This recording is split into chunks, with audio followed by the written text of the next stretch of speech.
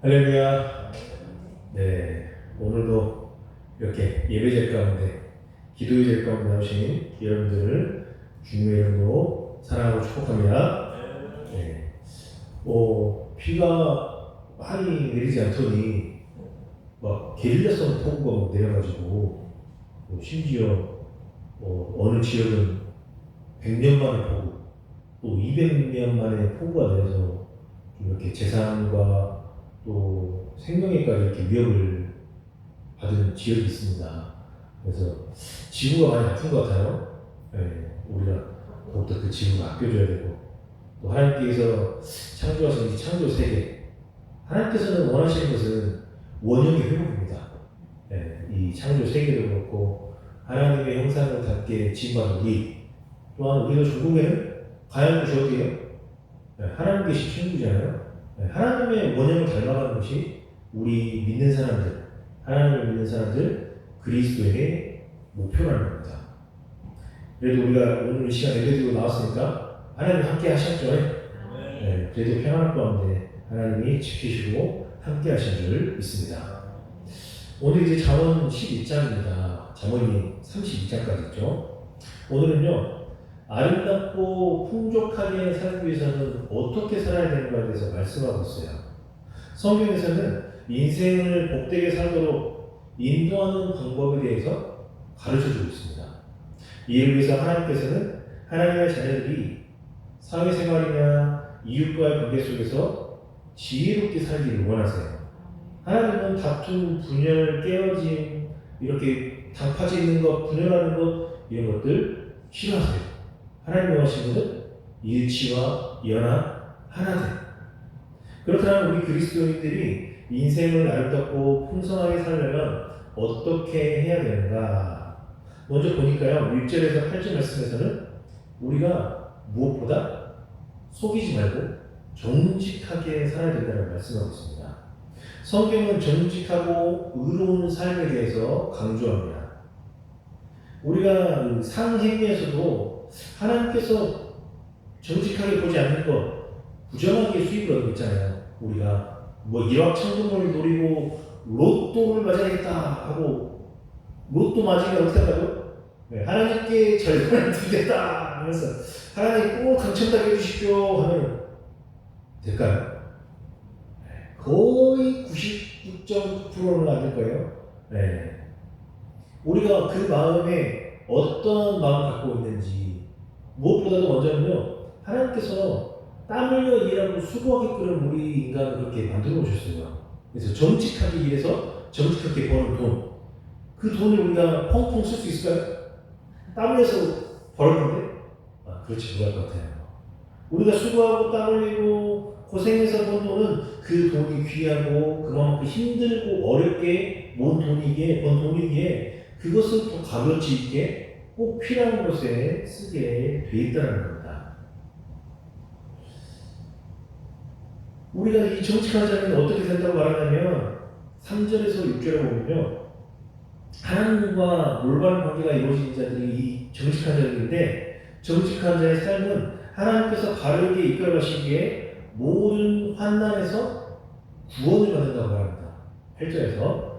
그러나 하나님께서는요, 이 정직하지 못한 방법으로 부와 재물을 쌓는 사람에게는 진노하신다는 거예요. 4절 말씀에 말이죠. 그 다음에 부와 재물로 피난처를 삼지 못하게 되고 완전한 보장 또한 받지 못하게 된다는 거예요. 그래서 거짓된 사람은요, 악에 잡히기 위해서 망하게 된다는 거예요. 잘못된 길로 가니까 끝에는 뭐예요? 잘못된 결론이 올 수밖에 없다는 거예요. 하나님께서는 정직하고 성실하게 사는 자에게 복을 주신다? 이것은 분명합니다. 또한 9절에서 15절 말씀에서 보니까요, 우리가 정직하게 일하고 정직하게 버는 것 이후에도 뭐냐면 우리가 의롭게 살아서 이웃에게 좋은 영향력을 줘야 된다는 거예요. 제가 좋아하는 추복송 중에 야구로 축구 가시면 너는 담장 넘어거든 나무 가지에 열매처럼, 맞아요. 담장을 뻗어서 넘어서 열매가 가면은 엄청나게 열매가 많이 맺고 넘친다는 거예요. 차고 넘쳐. 그러면 어떻게 하겠어요? 나만 먹겠어요? 넘어서 이웃에게도 나눠주고, 또한 그 우리에게는 온 복이 다른 이에게 흘러넘쳐서 그들 또한 누리게 되는 그러한 역사가 우리 가운데, 믿는 사람들 가운데 더군다나 있어야 된다는 겁니다. 그런데 거짓은요, 사회를 망쳐요. 그렇죠? 그리고 관계 또한 올바르지 못하고 제대로 형성되지 못한다는 거예요. 그것은 중상이나 모략, 허위, 조작된 말을 하기 때문입니다. 때로는 확실치 않은 거짓 소문이 사회를 해롭게 하고 더 작게는 이웃의 약점이나 비밀, 그거 안 가. 옆집에 누구 뭐 한다고 해? 자네만 알아서 하는데 어떻게 돼요? 자네만 알잖아요. 그 옆에 사람도 알고, 그 옆에 사람도 알고, 결국엔 그 마을 사람이 다 알게 돼요. 누군가의 약점, 누군가의 그 감춰줘야 될 그런 것들 우리가 지켜주고, 때로는 그 사람에 대해서 그래도 이런 비방하거나 이런 이야기를 하는 사람들은 정확히 모르지만 그건 아닐 거다. 아마 더 이야기 들어보고 이렇게 해봐야 된다. 라고 우리가 좀 생각을 더 바꿔주고 분위기를 전환해주는 그러한 우리는 역할을 해야 된다는 겁니다. 의인은 하나님께 대한 영적인 지식과 믿음으로 인해서 구절에 보니까 어떻게 돼요? 자기도 구원받고 그리고 그 지식으로 이웃도 또한 살린다는 겁니다. 세상에서 의인의 존재가 그래서 너무나 귀해요. 하지만 믿음으로 사는 인이 있다면 그 성과 도시와 나라에 영향력을 크게 미친다는 겁니다. 의인이 형통하면 그 형통이 자신만이 아니라 온 백성을 위한 것이기에 모든 성이, 그러니까 우리 여기 함께 예를 들면 우리 장로님, 권사님, 저를 비롯해서 우리 가족들이 우리가 모두가 의롭게 정직하게 살고 또 우리가 다른 사람에게 이롭게 좋은 영향력을 끼친다면 그 영향력이 어디가 있어요? 네, 맞아요. 우리 장로님의 함께하는 자녀들에게 갈 것이고, 그러면 그 자녀들은 또 그 자녀들이 살고 있는 그 공동체, 지역에서 또 영향력이 퍼져나가는 거예요. 그렇게 가다 보면 광주가 또 더 나가서 대한민국이 그리고 전 세계가 선한 영향력을 서로 간에 끼치면서 나가는 그러한 공동체가 될 수 있다는 겁니다. 우리는 그러한 존재가 되어야 됩니다. 네, 하나님께서 그런 존재로 만드셨습니다. 그리고 우리는 하나님의 형상을 닮은 존재이기 때문에 하나님은 선하시잖아요. 우리 또한 선하고 선한 영향력을 끼칠 수 있는 그러한 존재들이라는 겁니다. 그리고 계속해서 16절에서 31절 말씀을 보니까 우리가 이제 정직하게 일에서 벌었고, 그리고 우리가 하나님께서 허락하셔서 많은 것을 소유하면서 이제 선한 영향력을 끼치고 있어요. 그런데 이제 그 우리가 갖고 있는 것을 있으면서 어떻게 해야 되느냐? 이제 우리가 갖고 꼭 쥐고 있는 게 아니라 우리 주변이나 좀 보면은 어렵고 힘든 사람도 있어요. 도움이 필요한 사람. 네. 우리가 구제해야 돼. 구제하고 돕고 그러한 일에 있어서 인색하지 않아야 한다는 겁니다. 16절에 보니까요, 위독한 여자는 존영을 얻고 근면한 남자는 재물을 얻는다라고 말합니다. 여기서 위독한 여자라는 건요, 하나님을 경외하는 여자의 내적 아름다움을 말하는 거예요. 내적인 미는 어떻습니까? 외모에까지 영향을 미쳐요. 마음이 삐뚤어지면 얼굴도 삐뚤어진다고 하잖아요. 네. 얼굴만 예쁘고 행실이 안 좋은 여자는 좋은 평가를 받지 못한다는 거예요. 그 누구나 마찬가지죠. 외모는 좋은데 마음씨가 안 좋고 행실이 좋지 않으면 좋은 평가를 받을 수가 없습니다. 이것은 22절 말씀에 나오는 것처럼 마치 돼지 코에 금고리를 한 사람과 똑같다는 거예요. 돼지 코에 금고리가 어울립니까? 전혀 어울리지 않죠. 네. 의인의 친절한 행위는 자신뿐만 아니라 다른 사람들에게도 유익을 준다는 거예요. 그러나 다른 사람을 해치는 행동은 다른 사람은 물론 누구까지요? 나 자신까지도 상하게 만들어요. 악인은 자기가 자기의 주인이 되어서 자기의 생각대로, 자기의 의지대로, 자기의 지혜대로 매일 삶을 살아가는 사람이 악인이에요. 그래서 하나님이 안 계신 것처럼 나는 내 뜻대로 해. 내가 삶의 중심이고 주인이야 하면서 살아가는 사람이야. 그 길이 결국에는 잘 될 수가 없더라는 겁니다. 악인과 의인의 결과를 한번 살펴볼까요? 18절에서 21절. 악인 행한 일들은 허무하고 하나님께 인정받지 못하는 일들이다라는 거예요. 하지만 의인은 어떻습니까? 생명에 이르고 자손도 구원을 받게 돼요. 하나님께서는 우리가 행복하게 살기 원하십니다. 그래서 그 자연계의 법칙처럼 우리 경제도 되돌려받기 전에 씨를 뿌리고 투자하기를 원하셔요. 네. 그래서 뿌린 대로 거둔다. 네, 맞아요.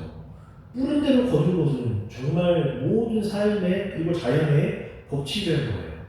그래서 우리가 어떻게 해야 돼요? 우리가 갖고 있는 것들을 다른 분에게도 나누어주고 힘든 사람이 있더라면 도와주고.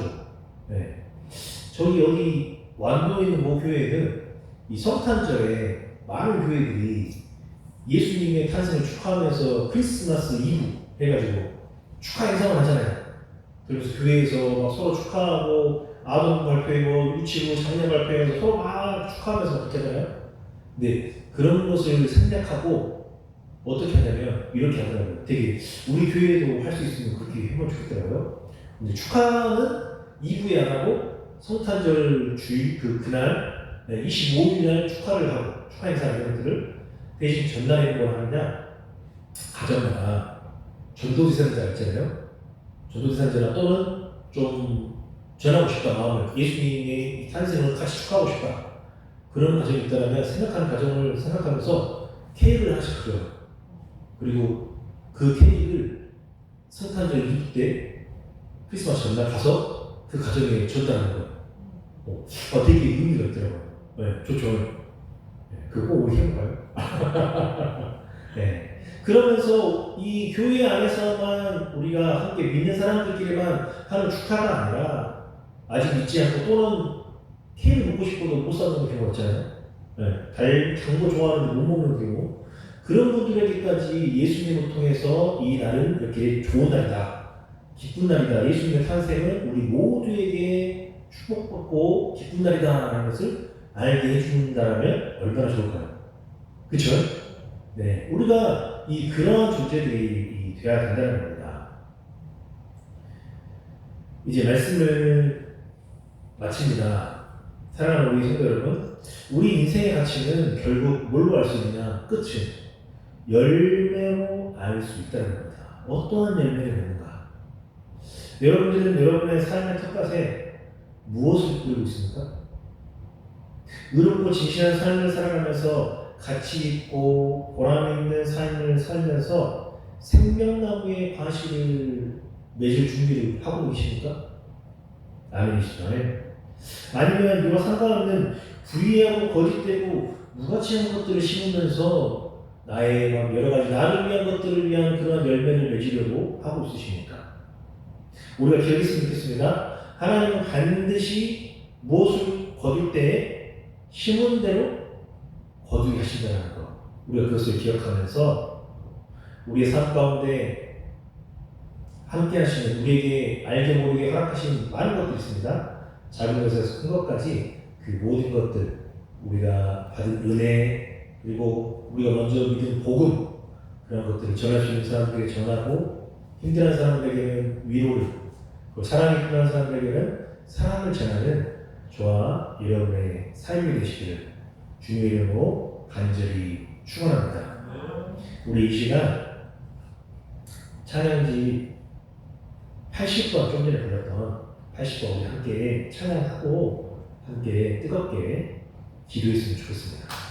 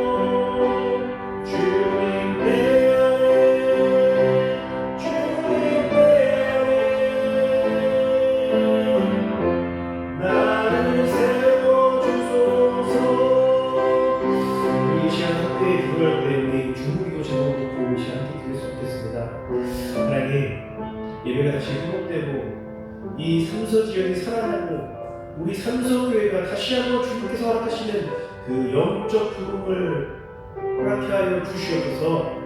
우리 모두가 신앙의 주제대로 거룩한 교회가 되어지고 그 가운데 행복한 성도들이 되고 그를 통해 이곳이 이 온천 지역이 주님의 거룩한 곳이 되게 하여 주시옵소서. 우리 교회 가운데 다음 세대가 다시 한번 일어나기를 간절히 원하며 기도합니다. 하나님 교회 가운데 다시 한번 후의 세대가 일어나게 하여 주시옵소서. 우리 성도님들 한 사람 한 사람 그 가정 가운데 하나님 나라가 임하게 하여 주시옵소서. 이 시간 우리 주님의 이름을 크게 한번 부르고